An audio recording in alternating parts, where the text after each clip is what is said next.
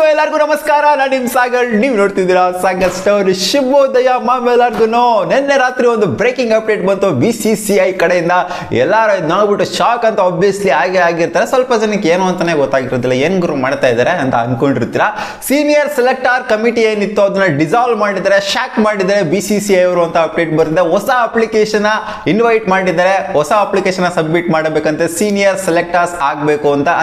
ಅಂದ್ರೆ Indian team ನ select ಮಾಡಿದ್ರಲ್ಲ, ವರ್ಲ್ಡ್ ಕಪ್ ಗೆ ಸೆಲೆಕ್ಟ್ ಮಾಡಿದ್ರಲ್ಲ, ಸೊ ಅಂತ ಕಮಿಟಿನ ಡಿಸಾಲ್ವ್ ಮಾಡಿದ್ರೆ BCCI ಅಂತ ಅಪ್ಡೇಟು. ಅಂದ್ರೆ ಸೆಲೆಕ್ಟರ್ಸ್ ಸರಿ ಇಲ್ಲ ಅಂತ Chetan Sharma including the head Chetan Sharma ಅವ್ರನ್ನು ಕೂಡ ಡಿಸಾಲ್ವ್ ಮಾಡಿದಾರಂತೆ.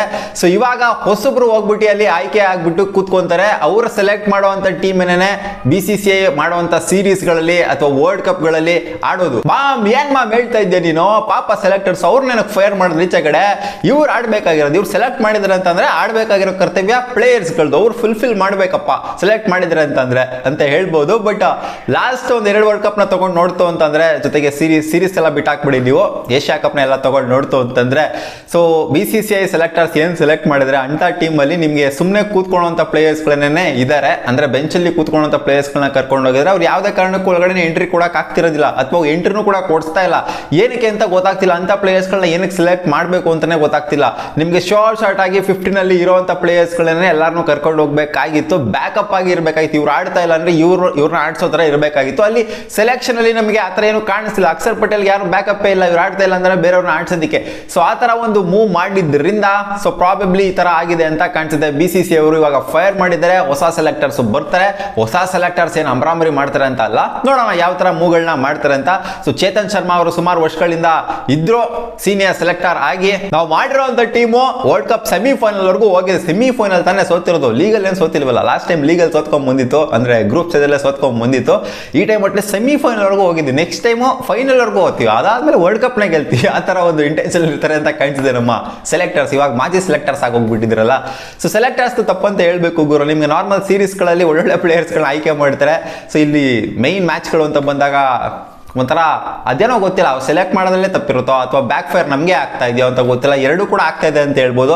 ಸೆಲೆಕ್ಷನ್ ಕೂಡ ಒಂದ್ ಸ್ವಲ್ಪ ತಪ್ಪುಗಳು ಆಗ್ತಾ ಇದೆ, ಜೊತೆಗೆ ಇಲ್ಲಿ ನಮ್ಮ ಪ್ಲೇಯರ್ಸ್ಗಳು ಕೂಡ ಸಿಕ್ಕಾಪಟ್ಟೆ ಪ್ರೆಷರ್ಗಳು ನಾಕ್ಔಟ್ ಗೇಮ್ಸ್ಗಳಲ್ಲಿ ತಗೊಂತಾ ಇದ್ದಾರೆ. ಸೊ ಅದರಿಂದನೇ ಸೋಲ್ತಾ ಇರೋದು. ನಾವು ಕಂಪ್ಲೀಟ್ಲಿ 100% ಸೆಲೆಕ್ಟರ್ಸ್ ತಪ್ಪು ಅಂತ ಹೇಳಕ್ಕಾಗೋದಿಲ್ಲ.